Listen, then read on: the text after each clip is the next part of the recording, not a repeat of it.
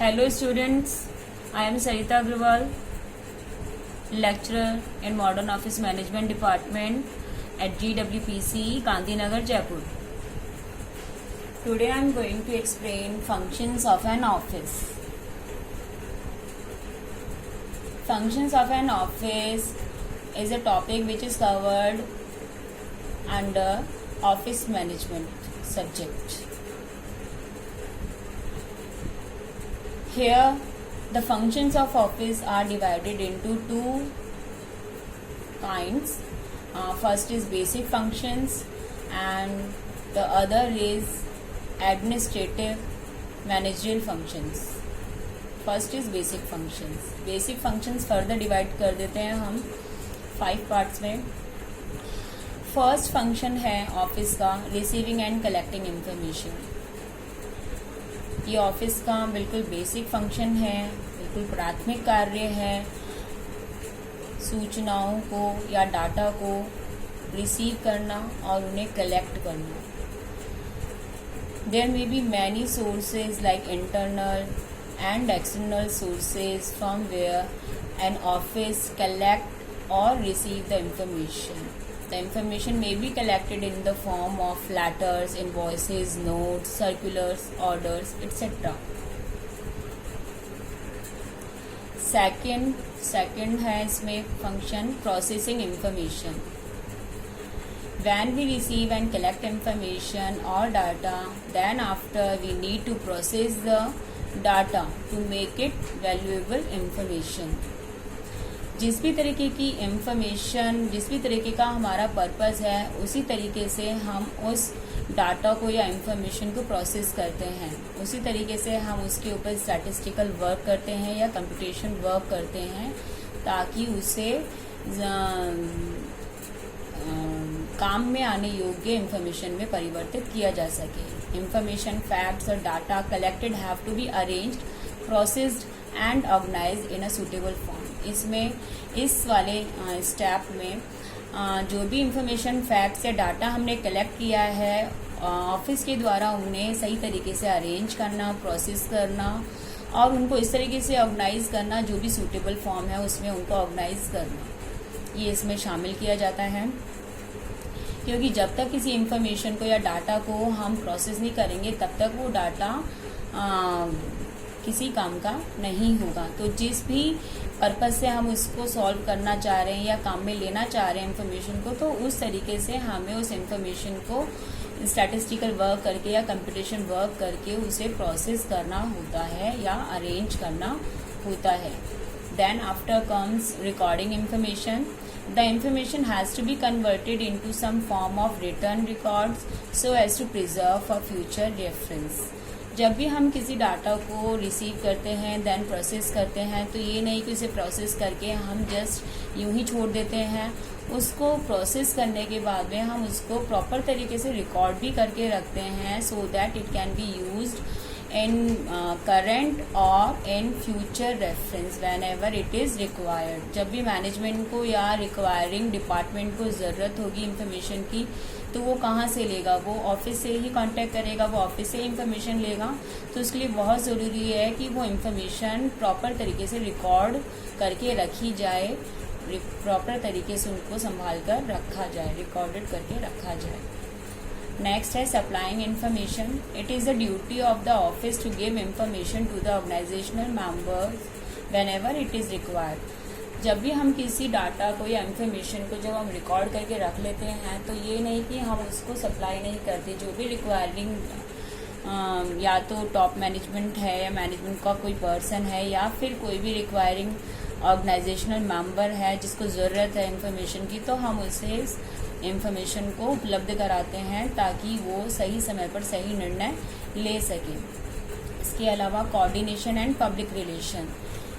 Coordination यानी समन्वय और पब्लिक रिलेशन यानी जनसंपर्क. तो समन्वय एवं जनसंपर्क का कार्य ये बेसिक फंक्शन कहलाता है ऑफिस का. It is significant for the office to maintain cordial relations not only with other departments of the organization but also with the outsiders such as customers, suppliers, other organizations and government departments.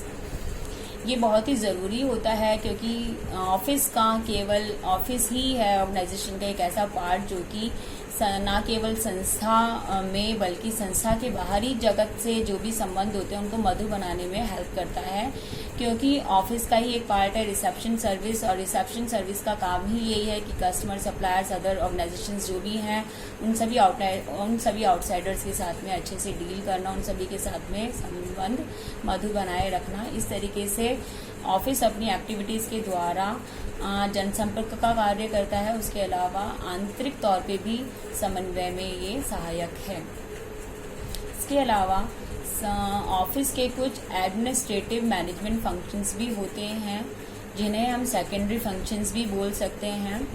इनमें है first, organising the office. This involves performing management functions like planning, organising, directing and controlling. Office का कार्य यह भी है कि वह office यानी कार्यालय अपने आप जो संस्था का जो अभिन्न अंग है कार्यालय, उसको भी अच्छे से ऑर्गेनाइज करके चले।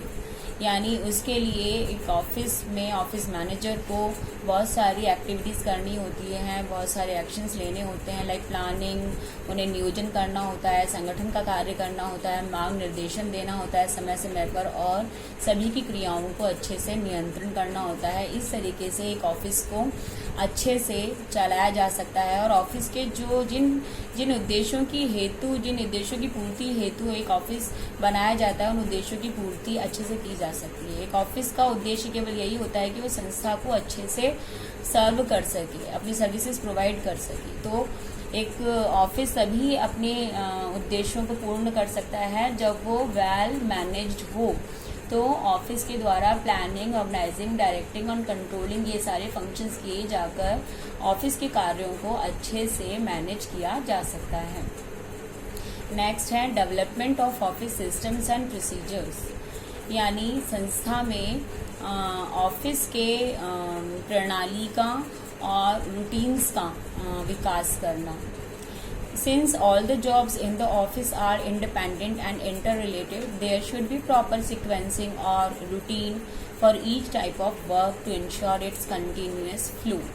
जब भी हम किसी काम को चाहते हैं कि वो काम बिल्कुल कंटिन्यूस फ्लो में हो, बिना किसी कॉन्फ्लिक्ट्स के हो, बिना किसी डिलेज के हो, तो वहाँ हम सिस्टम्स एंड प्रोसीजर्स का निर्माण करते हैं, यानी हम प्रणाली कार्य करने के तरीकों का निर्माण करते हैं। तो ऑफिस के द्वारा जो समय समय पर अलग अलग कार्य किए जाते हैं, जैसे कभी परचेज का काम करना, कभी पेमेंट पूरा करने का काम करना, कभी बिल्स को जो एम्प्लॉयज़ के जो बिल्स आते हैं उनको पूर्ण करने का काम करना, उनको क्लियर करने का काम करना। तो इन सभी कार्यों से संबंधित ऑफिस के अंदर सिस्टम्स बनाए जाते हैं, रूटीन्स बनाए जाते हैं, ताकि सभी कार्यों को निर्विरोध तरीके से, निर्विघ्न तरीके से पूरा किया जा सके। इसके अलावा procurement of office furniture, equipment and machines. The office manager has to select and purchase the right type of furniture, equipment and machines according to the requirement of the office. अब जितना भी ऑफिस फर्नीचर, इक्विपमेंट और machines की जो आवश्यकता है, या तो ऑफिस में या ऑफिस के अलावा पूरी संस्था में जितने भी ऑफिस फर्नीचर, इक्विपमेंट्स और मशीन्स की आवश्यकता है, उन सब की आपूर्ति का कार्य भी करना ऑफिस का ही एक कार्य है। ऑफिस मैनेजर की ही ये ड्यूटी होती है, ये कार्य होता है कि वो जो भी सही तरीके के कार्य, सही एक अलग अलग प्रकार के कार्यों के लिए अलग अलग प्रकारों का या सही तरीके का एक फर्नीचर या इक्विपमेंट्स या मशीन्स जो है उनको सेलेक्ट करे और उनको परचेज करने के लिए ऑर्डर करे। तो ये सारे कार्य ऑफिस के द्वारा किए जाते हैं। इसके अलावा these has to be used by the staff to perform their jobs. इसके अलावा control of office stationery and supplies, जो ऑफिस की स्टेशनरी है या फिर जो भी सप्लाईज हैं उनको भी कंट्रोल करने का कार्य, उनको भी नियंत्रण करने का कार्य ऑफिस के द्वारा ही किया जाता है। Since office work primarily constitutes the records of the enterprises, it is essential to select and purchase right type of stationery which are necessary for collection, compiling and arranging of records, क्योंकि एक जो संस्था के सभी जो records हैं उन सब रिकॉर्ड्स को रखने का कार्य ऑफिस के द्वारा ही परफॉर्म किया जाता है। तो संस्था के लिए या ऑफिस के लिए बहुत ही इम्पॉर्टेंट है कि जो स्टेशनरी हो वो सही प्रकार की स्टेशनरी हो, सही प्रकार की स्टेशनरी को सेलेक्ट करना, उसको परचेज करना, और ताकि सभी रिकॉर्ड्स को सही तरीके से कलेक्ट किया जा सके, कंपाइल किया जा सके और उनको अरेंज करके रखा जा सके। और उनको ना केवल सेलेक्ट करना, परचेज करना ऑफिस स्टेशनरी और सप्लाईज को, बल्कि उन्हें सही समय पर सही मात्रा में सभी संबंधित विभागों को इशू करना, ये भी एक कंट्रोल फंक्शन में आता है। तो इस प्रकार से control of office stationery and supplies के अंदर ऑफिस जो है वो सभी ऑफिस स्टेशनरी सप्लाईज को सेलेक्ट करता है, परचेज करता है और उसके अलावा उनको कंट्रोल भी करता है। इसके अलावा safeguarding of assets, the assets must be safeguarded against loss और डैमेज बाय फायर, थेफ्ट और एनी अदर मीन्स। यानी जो हम संस्था की जितनी भी संपत्तियां हैं, चाहे चल हो चाहे अचल हो, जो भी महत्वपूर्ण डॉक्यूमेंट्स हैं, जो भी बॉन्ड्स हैं, उन सभी की सुरक्षा भी एक कार्यालय का ही कार्य है। उन सभी की सुरक्षा against loss, against damage by fire और थेफ्ट, इन सभी या तो आग से या चोरी से, इन सभी से संस्था की चल या अचल संपत्तियों की सुरक्षा करने का कार्य भी ऑफिस का ही है। और इसके लिए ऑफिस बहुत सारी तरीकों के इंश्योरेंस करना या फिर फायर से कोई डैमेज ना हो, इसके लिए फायर एक्सटिंग्विशर वगैरह जगह जगह लगवाना संस्था में, और थेफ्ट ना हो इसके लिए सारे प्रिकॉशनरी मेजर्स लेना, ये सारे कार्य ऑफिस के माने जाते हैं। उसके अलावा provision of services, the office provide services such as typing, handling incoming and outgoing mails, provision of forms etcetera to all the departments of the organisations.